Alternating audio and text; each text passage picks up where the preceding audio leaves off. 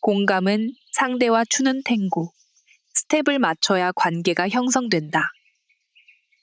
제발 공감 좀 해주세요.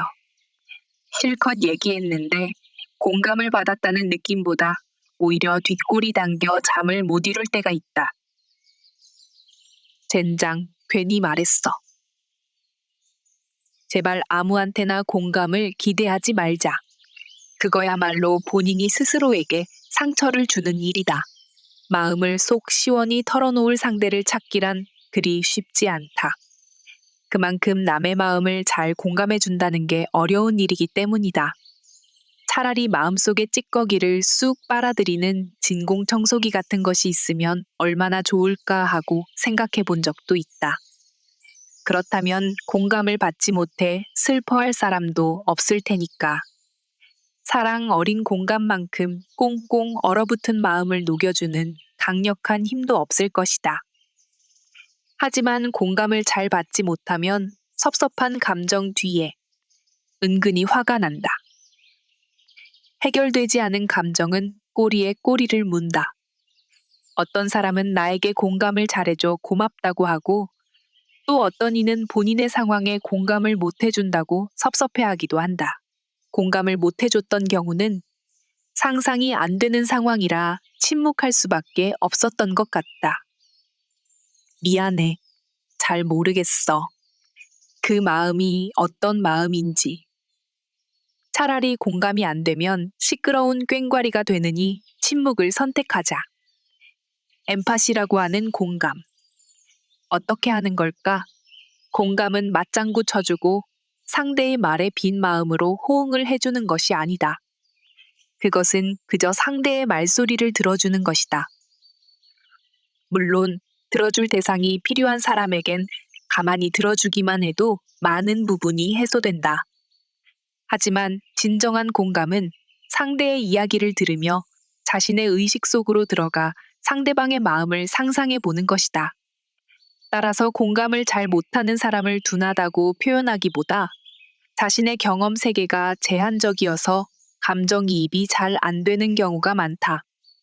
그래서 삶의 연륜과 경험이 다양한 사람, 교우 관계가 넓은 사람, 그리고 마음이 자유롭고 건강한 사람이 공감을 훨씬 잘한다. 공감하는 것이 사람에 따라 쉽기도 하고 어렵기도 한 이유도 이것이다. 자신이 처해보지 않은 상황을 공감해준다는 것은 쉬운 일이 아니다. 예컨대 우울증을 경험해보지 못한 사람들이 우울이 얼마나 힘든 감정인지 알기 어려운 것과 같다. 그래서 우울증을 경험해보지 못한 사람이 우울증의 바닥에 있는 사람에게 긍정적 마인드로 극복해보라고 조언한다면 공감제로인 사람으로 취급받기 쉽다. 경험해보지 못한 것은 느낄 수 없기 때문에 공감은 감수성 훈련을 통해서 발달시켜야 한다. 그러나 건강한 방식으로 잘 노는 사람, 삶의 행복지수가 높은 사람, 특히 상상력이 뛰어난 사람은 일반 사람보다 공감을 훨씬 잘한다. 이들의 내면은 단절되어 있지 않고 잘 순환하고 있기 때문에 상대의 마음을 무한히 받아들여 줄 수 있는 힘이 있다. 그래서 마음이 건강하지 못하고 슬픈 사람들이 네 마음도 내 마음처럼 힘드니? 라는 주파수를 보내면 공감을 잘해주는 것처럼 느껴진다. 하지만 내 마음인지 남의 마음인지 자신의 경계를 짓지 못하는 사람은 남의 집에 들어가 서랍까지 막 휘젓고 다니는 것처럼 남의 마음을 휘젓는다. 그들은 작은 외부의 변화에도 파장을 일으키며 마음이 흔들리기 때문에 마음에 힘을 꽉 주고 살아간다. 힘이 들어가 있는 마음은 자신과는 다른 처지를 공감해 줄 수 있는 에너지가 없다. 그래서 소화시킬 수 없는 다른 감정이 마음에 들어오면 불편에 견딜 수가 없다. 쨍그랑쨍그랑 마음속에서 난리가 난다. 그래서 빨리 체한 마음을 토해낼 다른 일을 찾는다. 이것이 공감을 받으려 털어놓은 말이 이내 소문의 근원지가 되는 이유이다. 마음이 건강하지 못한 사람은 자기 마음을 잡는데 에너지를 다 쓰기 때문에 상대방을 공감해줄 힘이 없다. 공감은 건강한 에너지로 상대와 스텝을 밟으며 탱고를 추는 것과 같다. 인간의 오묘한 마음은 부드럽게 리듬을 타는 순간 활짝 꽃을 피운다. 어린 시절 친구들과 실컷 뛰놀며 즐거운 시간을 충분히 보냈다면 그만큼 건강한 성인이 된다. 하지만 성인이 되면서 우리는 세상의 기준에 맞추어 사느라 노는 것을 잊어버린다. 놀 줄 모르는 성인이 되어버린 우리는 어디서 즐거움을 찾고 있나?